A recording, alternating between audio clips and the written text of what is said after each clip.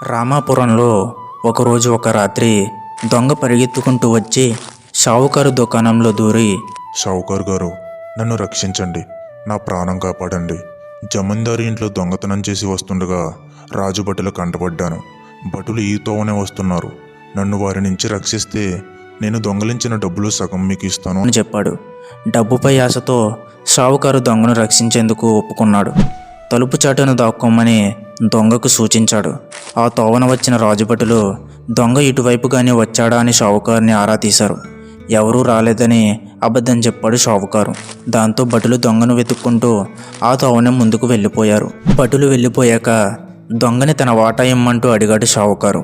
ఇదిగో నీ వాటా తీస్తున్నాని సంచిలోంచి కత్తి తాడు తీశాడు దొంగ. షావుకారు మెడపైన కత్తి పెట్టి, నీకు బతకాలని ఆశ ఉంటే కేకలు వేయకు అని బెదిరించి అతడిని కుర్చీకి కట్టేసి దుకాణంలోని డబ్బును కూడా సంచిలో వేసుకుని వెళ్ళిపోయాడు. దొంగకు ఆశ్రయం కల్పించడం వల్ల తన డబ్బు పోయిందని లబోదబ్బమన్నాడు షావుకారు. తాను నష్టపోయిన సొమ్ము గురించి రాజుగారికి ఫిర్యాదు చేస్తే దొంగకు సాయం చేసినందుకు తానే మళ్ళీ చిక్కుల్లో పడాల్సి వస్తుందేమోనన్న భయంతో బయటకు చెప్పకుండా ఉండిపోయాడు. మరెప్పుడు దుష్టులకు సాయం చేయకూడదని, తప్పుడు మార్గంలో డబ్బు సంపాదించాలని ఆశపడకూడదని బుద్ధి తెచ్చుకున్నాడు.